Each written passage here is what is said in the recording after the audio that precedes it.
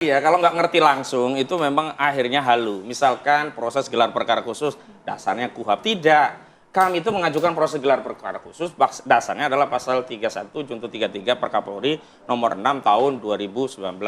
Dan itu tidak ada kaitannya dengan novum, tapi berkaitan dengan gelar perkara khusus kalau kasusnya itu menyita perhatian publik dan itu berasal dari aduan masyarakat. Dan memang TPUA sebagai pendumas, lalu layaklah kemudian kita mengajukan permohonan proses gelar perkara khusus. Itu dari sisi prosedur ya.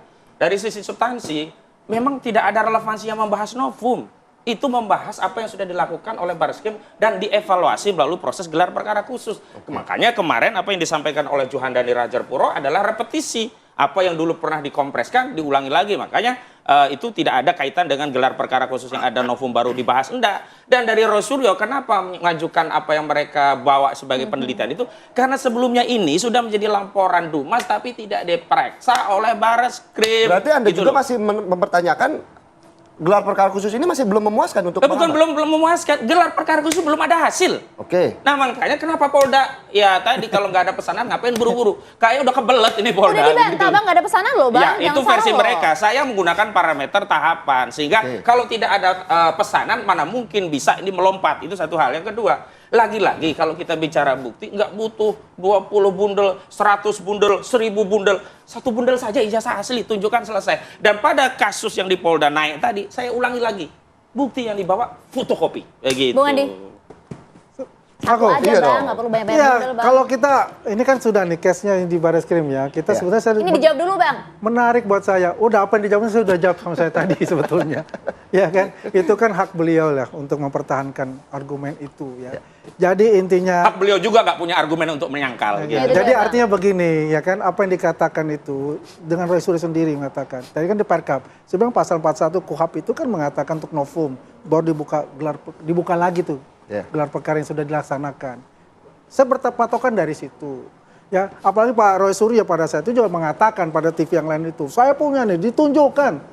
Baru dia main wayang. Kan mungkin mau disimpan dulu kali Bang buat persidangan. Nah, bagaimana bisa di saat itulah di Barreskrim itulah mestinya ditunjukkan. Kalau itu ditunjukkan, saya berharap pada saat itu dia membawa ijazah asli yang dikatakan punya Pronojiwol dan sebagainya.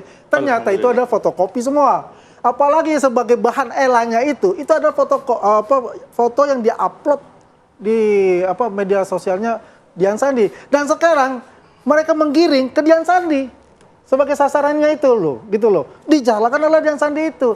Kalau saya bilang kalau dia upload itu pasti juga Dian Sandi pasti kan juga sudah diperiksa juga untuk masalah itu kan, dari awal hingga akhir itu pasti semua akan diperiksa semua.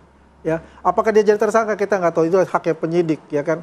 Yang jelas pada pasal 184 itu kan penyidik itu kan mempunyai dua alat bukti gitu loh, yang menuju ke tindak pidana itu ya kan. Apalagi juga di teman-teman Jokowi ya kan, terus sudah surat-surat yang diberikan itu dua alat bukti ya kan. Artinya begini, yang kita pengen lihat udah masuk ke proses penyidikan. Yang tadi Bang Philip sama Mbak Aya ngatakan kartu kuning gitu kan. Ya tinggal kita konsentrasi lah, pihak Pak Roy Suryo konsentrasi apa nih ya. Nanti kan mungkin minggu depan udah dipanggil satu persatu. Udah punya Bang mereka Bang, udah banyak katanya. Nggak apa-apa, kan kita harus buktikan. Kalau kita ngomong omong-omong begini tapi harus dibuktikan. Tapi kok kan, gitu. diragukan katanya bukti ya Bang?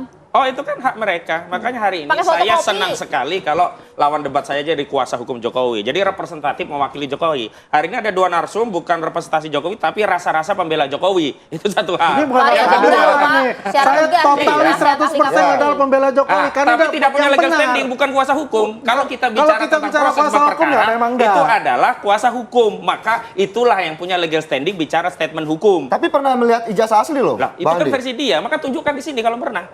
Tunjukkan saja. Rakyat itu ya, mohon maaf kalau tadi rakyat katanya jangan bodoh-bodoh, saya juga minta rakyat ayo pintar seperti profesor yang dijelaskan oleh Pak Arianto tadi. Jadi meragukan kenapa? Karena tidak lihat ijazah aslinya misalnya. Loh rakyat berhak untuk pintar, jangan bodoh. Nggak ada, wong ijazah cuma fotokopi jadi laporan kok jadi penyidikan. Aduh ini pada Polda loh kelasnya. Kalau rakyat itu pintar, Polda mengamati betul ya. Metro Jaya lagi. Jangan ada framing ya yang menggiring opini publik ingin merusak dan mengadu domba negara Cuman ini. pengen lihat katanya Bang. Hah? Ini adu domba ini juga framing sebenarnya. Ya, itu nanti di Polda Metro Oke, Jaya. Itu baik. kan kalau diminta Polda Metro Jaya disita Ya. atau dipinjamkan, Kasih ya. dikasih. Oke, baik. Satu, katanya dulu akan dikasih kalau pengadilan. Begitu di pengadilan, di NU. Jadi ini strategi aja biar barang itu nggak keluar. Oke. Di Solo akhirnya di NU. Ya nggak Bisa bisa aja, keluar Pak. lah ijazah Karena itu. waktu